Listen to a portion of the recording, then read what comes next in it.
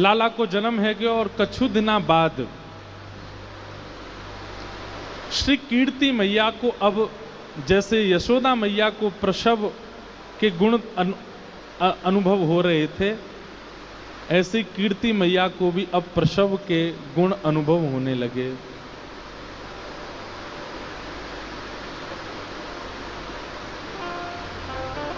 हमारे हित वृंदावन चंद्र जी श्री कीर्ति मैया के 9 महीने के अनुभव का वर्णन करते हैं कि 9 महीना कैसे कैसे अनुभव हो रहे हैं कीर्ति मैया। पहला महीना जैसे प्रारंभ हुआ, कीर्ति मैया के गर्भ में लाली आई, तो अब इन 9 महीने के प्रसव की इस भावना से आप अनुभव उत्पन्न होने लगा कीर्ति मैया को। अत्यंत दोषयुक्त व्यक्ति में भी प्रेम का भाव उत्पन्न होने लग जाए, दया की भावना आने लग जाए, करुणा की भावना आने लग जाए। इस आया तब क्या हुआ, बोले परम सुख सानी, इतने सुख में आ गई हैं कीर्ति मैया। कहत मृदु वाणी, अपनी मीठी वाणी से क्या कह रही हैं, अपनी सखियों से कह रही हैं कि अरे मोए तो भरोसा है कि मेरे गर्भ में लाला नहीं लाली है। लली उर आनी, मेरे उदर में लाली ही है, मोकू ऐसो आभास है रहो है। और लाली की बात सुनकर के ताके बोले आपको कैसे पता, बोले अहो लक्षण आने, लक्षण अनुभूत हो रहे हैं। बोले कैसे लक्षण लग रहे हैं, बोले लाली के जो जो श्रृंगार होते हैं ना, वो श्रृंगार स्वप्न में दिखाई दे रहे हैं। कभी बेणी चोटी दिखाई देवे, कभी कानन के कुंडल दिखाई देवे, नाक की नतनी दिखाई देवे, छोटे छोटे हाथन में महावर दिखाई देवे, पामन की पाजेब की छमछम आवाज सुनाई देवे, लहंगा दिखाई देवे, चुनरी दिखाई देवे। तो इससे कीर्ति मैया कह रही हैं, बोले गर्भ में लाली है, मोकू अनुभव है रहो है। आहा, चौथे मास मन फूल्यो, जैसे चौथा मास आया मन में और आनंद होने लगा। भाग्य अनुकूलो महारस झूलो रे, सकल दुख भूल्यो अहो गोप राजकुल बधू हो परम शोभित भई। आहा, चौथा महीना जैसे ही लगा तो फिर कीर्ति मैया की स्थिति कैसी है, बोले महारस झूले हो। अभी तक तो सुख बढ़ रहा था, आनंद बढ़ रहा था, अब तो जैसे मानो महारस में झोंटा ले रही हूं। व्यक्ति को जब सुख मिलना प्रारंभ होता है तो कुछ दिन तक उस सुख की अनुभूति होती है, लेकिन बार बार उस सुख की अनुभूति हो और फिर उसी सुख में सो रहे हैं तो सुख, हंस रहे हैं तो सुख, बैठे हैं तो सुख, चल रहे हैं तो सुख, मतलब प्रत्येक क्षण दिन भर का सुख में हो गया, आनंद में हो गया। इसको कहते हैं रस में झूल्यो।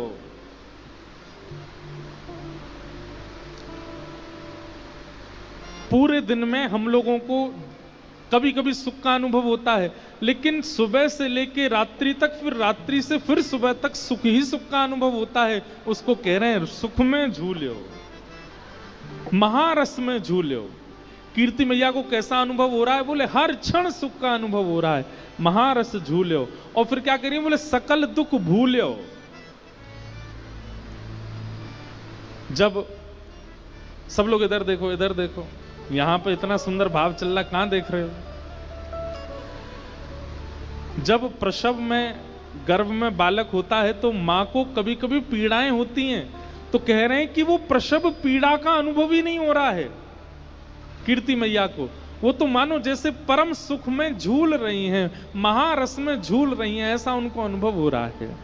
आहा, और फिर 5 मास जब आन्यो, 5वां महीना प्रारंभ हुआ कीर्ति मैया का।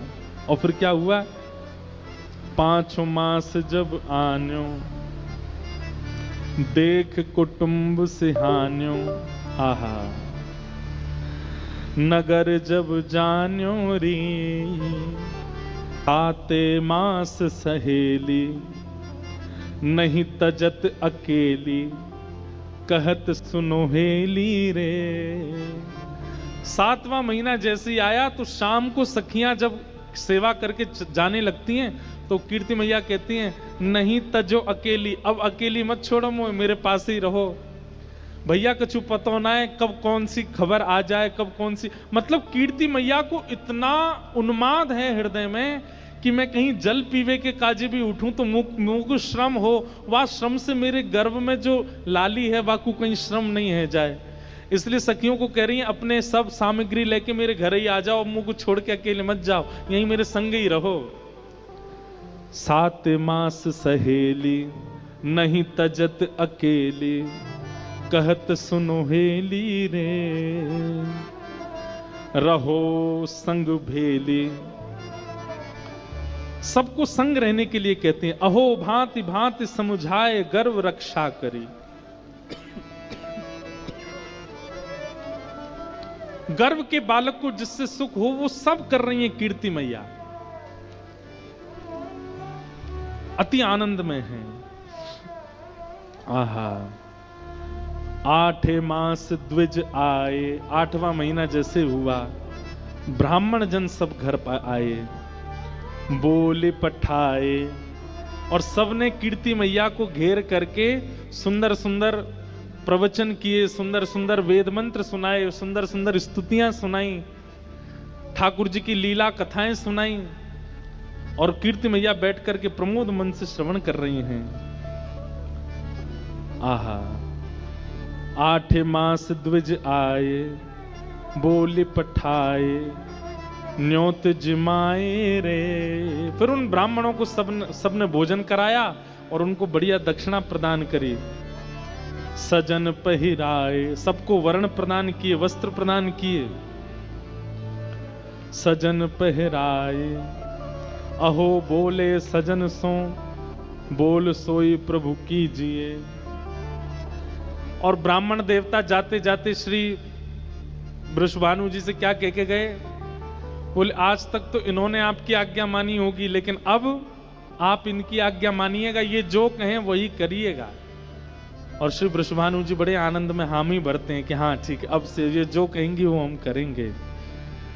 इस प्रकार 8वां महीना निकला। अब 9 मास गोप बाला, 9वां महीना प्रारंभ हुआ। 9 मास गोप बाला, कहे बचन रसाला, अजु कीरत कृपाला जी, बूझत एह काला, अहो कब हुए है वह धूम सुमंगल गाई है। 9वां महीना जैसे प्रारंभ हुआ, आहा, कीर्ति मैया से अब सब आकर के कहते हैं कि मैया अब तो कोई भी क्षण, कोई भी घड़ी, कोई भी समय शुभ संकेत आ सके, लाली को जन्म है सके। इस प्रकार 9 महीने निकले और 9 महीने पूर्ण होते ही पूजे हैं 10 मास। 9 महीना पूर्ण हो गए, 10वां महीना प्रारंभ हुआ। उर बड़ो है हुलास, सफल भैयास, कियो भवन प्रकाश है। यहां वर्णन करते हैं कि 9वां महीने की अंतिम रात्रि, 9वें महीने की अंतिम रात्रि थी और श्री कीर्ति मैया और वृषभानु जी दोनों सोए हैं। तभी वृषभानु जी के स्वप्न में क्या आता है कि वृषभानु जी बैठे हैं और तभी एक छोटी सी किशोरी डगमग डगमग चाल चलती सी भई आई और श्री वृषभानु जी की गोद में बैठ गई और बैठ करके वृषभानु जी की दाढ़ी से खेल रही है। और ठीक उसी समय कीर्ति मैया को भी स्वप्न आया। और कीर्ति मैया को क्या स्वप्न आया कि एक नन्ही सी किशोरी, सुंदर गौर वर्ण स्वरूप है, वो आई है और आकर के गोद में बैठ करके मानो कीर्ति मैया की छाती टटोल रही है और मानो कह रही है कि मुंह को दूध पिलाओ। और तुरंत कीर्ति मैया अपना पयोधर जैसे ही मुख में देती हैं, नेत्रों से अश्रुपात होने लग जाता है। ऐसा कोमल अंग, ऐसा सुंदर स्वरूप, नेक्सी सी लाली गोद में बैठ करके दुग्ध पान कर रही है। और अचानक ही दोनों की निद्रा खुली और जैसे ही दोनों की निद्रा खुली वृषभानु जी कीर्ति मैया से पूछा कहाँ भयो? कीर्ति मैया वृषभानु जी से पूछा कहाँ भयो? अरे मैं तुमसे पूछ रही हूं कहाँ भयो? बोले मैं हूं तुमसे पूछ रहा हूं कहाँ भयो? कीर्ति मैया बोली मैंने तो एक सपना देखो। वृषभानु जी बोली अरे मेहर मैंने भी एक सपना देखो। तुम पहले बताओ तुमने कहा सपने में देखो? तब वृषभानु जी बताते हैं मैंने तो सपने में देखो एक नेक्सी सी लाली गोद में आके मेरी दाढ़ी ते खेल रही है। कीर्ति मैया के नेत्र सजल है गए। बोले मोए भी यही सपना आया कि एक लाली मेरी गोद में बैठ करके मेरो पयोधर पी रही है। और ये दोनों के मध्य में चर्चा चली रही थी कि अचानक से श्री कीर्ति मैया को प्रसव पीड़ा प्रारंभ हुई। और जैसे ही प्रसव पीड़ा प्रारंभ हुई वृषभानु जी दौड़े दौड़े गए, चिंता में भर गए हैं, पसीने से आ रहे हैं और दौड़े दौड़े सखियों के पास गए, दाई अम्मा के पास गए। बोले जल्दी चलो, अरे पीड़ा हो रही है कीर्ति मैया को। सब दौड़ करके गए, भीतर जाकर के देखो भीतर से किवाड़ बंद कर ली है। सब सखियां चारों ओर खड़ी हैं, किसी प्रयास से नहीं, बिना प्रयास के ही, बिना किसी के सहयोग के ही। जैसे ब्रह्म बेला का समय होने लगा, सूर्य उदय की स्थिति होने लगी, अष्टमी तिथि प्रारंभ हो गई है। और जैसे सूर्य उदय की बेला प्रारंभ हुई उसी समय अपने आप सहनाइयों की आवाज आने लगी, अपने आप सारंगियां बजने लगी, अपने आप ढोल डुमडुमियां बजने लगे। वृषभानु जी बोले मैं कक्ष के बाहर खड़ा हूं, कीर्ति मैया भीतर हैं, सब सखियां घेर के खड़ी हैं, अभी तक कोई समाचार आया नहीं और ये डुमडुमियां बज रही हैं, ये सहनाइयां बज रही हैं, ये सारंगियां बज रही हैं, मंगल गीत कौन बजा रहा है? और तभी वृषभानु जी ने जैसी खिड़की खोल करके देखा तो आकाश से मेघ वर्षा हो रही है और उस मेघ वर्षा की ध्वनि में ही मंगल गीतों के स्वर प्रकट हो रहे हैं। मानो अभी तक किसी को पता नहीं चला लाली भई है, लेकिन आकाश में देवता देवीगण सब खड़े होकर के पुष्प वर्षण कर रहे हैं और मंगल गीतों का वाद्य बजा रहे हैं। आहा, वृषभानु जी तो आश्चर्य में पड़ गए। बोले ये कैसी वर्षा? वर्षा की ध्वनि तो अभी हमने सुनी, कैसी टप टप वर्षा होती है, लेकिन वर्षा की ध्वनि में स्वर लहरियां प्रकट हो रही हैं, ऐसी वर्षा पहली बार देखी है। और जैसे ही इस वर्षा की ध्वनि हुई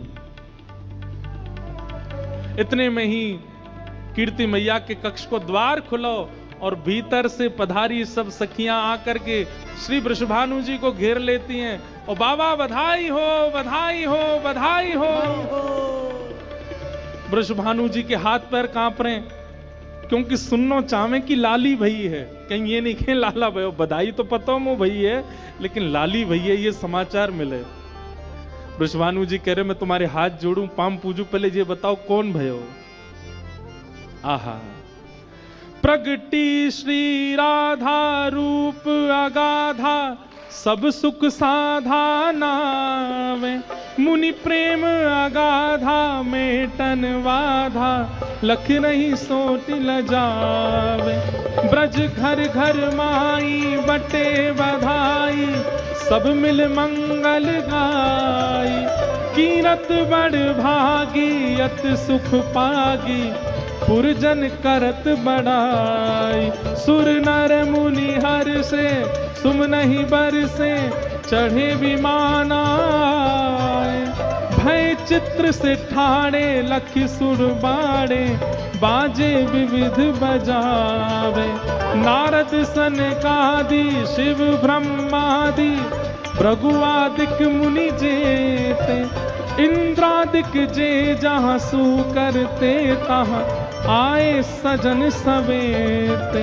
शिव मिलकर जोरे करत निहोरे, जय जय भानु दुलारी, जय कीर्ति कुमारी, जय हरि प्यारी, जय जय सुखदातारी, जय नित्य किशोरी प्रिय चित चोरी, यह विनती सुन लीजय।